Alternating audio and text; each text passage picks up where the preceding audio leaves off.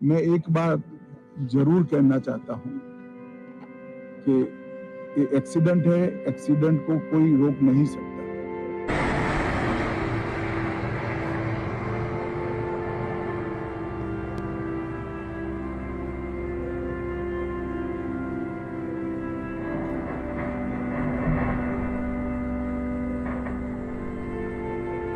तारीख थी 12 नवंबर 1996, जिस दिन हरियाणा राज्य के चरखी दादरी में दो विमान आपस में हवा में ही टकरा गए थे और इस दुर्घटना में दोनों विमानों में सवार करीब 349 लोगों के मारे जाने का दुखद मामला सामने आया था, जबकि यह भारत की अब तक की सबसे घातक विमान दुर्घटना बनकर रह गई। इस हादसे के ठीक 29 साल बाद अहमदाबाद में फिर से एयर इंडिया का विमान क्रैश होने से 265 लोगों की जानें चली गई है। लेकिन दुर्भाग्यपूर्ण बात यह है कि हमारे देश के गृह मंत्री अमित शाह जी का कहना है कि हादसे तो होते ही रहते हैं और हादसों को कैसे रोका जा सकता है। फिर भी इस विमान हादसे की जांच की जाएगी, जबकि चरखी दादरी में हुए दोनों विमान की टक्कर में जांच की अंतिम रिपोर्ट से पता चला था कि कजाक चालक दल विमान की सही ऊंचाई बनाए रखने में विफल साबित हुए थे और उसी विफलता के कारण ही दोनों विमानों में आपसी टक्कर हुई थी। नागरिक उड्डयन मंत्रालय ने शनिवार को घोषणा की कि एयर इंडिया की उड़ान संख्या AI 1711 की दुखद दुर्घटना के पीछे के कारणों की जांच के लिए एक उच्च स्तरीय बहुविषयक समिति गठित की जाएगी। यह विमान 12 जून को अहमदाबाद से लंदन के गैटविक हवाई अड्डे के लिए उड़ान भर रहा था। इस दुर्घटना में कम से कम 265 लोगों की जान चली गई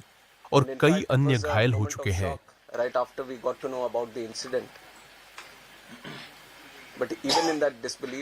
नागरिक उड्डयन मंत्रालय द्वारा जारी एक आदेश में कहा गया है 12 जून 2025 को अहमदाबाद से गैटविक हवाई अड्डे लंदन के लिए उड़ान भरने वाले एयर इंडिया के विमान AI 171 की दुर्घटना के कारणों की जांच के लिए एक उच्च स्तरीय बहुविषयक समिति गठित की गई है।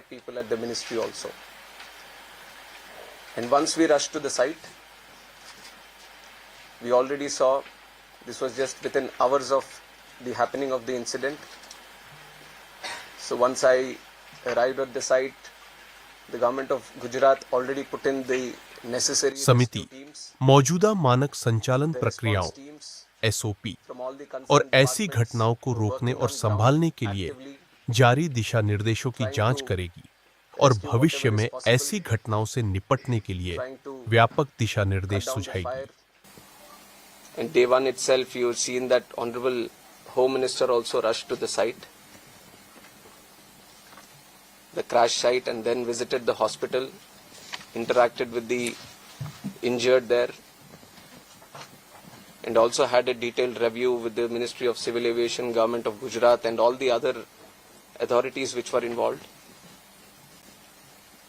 And within 24 hours, Honorable Prime Minister also visited and rushed to the crash site, got a briefing on what and how it happened, and held a very detailed review, went into depth on what needs to be done, how the relief measures or rescue efforts needs to be continued, which has given good guidance to all the efforts that we have been putting from our side also. And with this seriousness only, we are going to conduct the investigation. Any information that is going around this crash, any theory that is going around this crash, everything will be analyzed. And the high-level committee is going to do its own investigation, which is going to be independent of all the other investigations that are going to happen.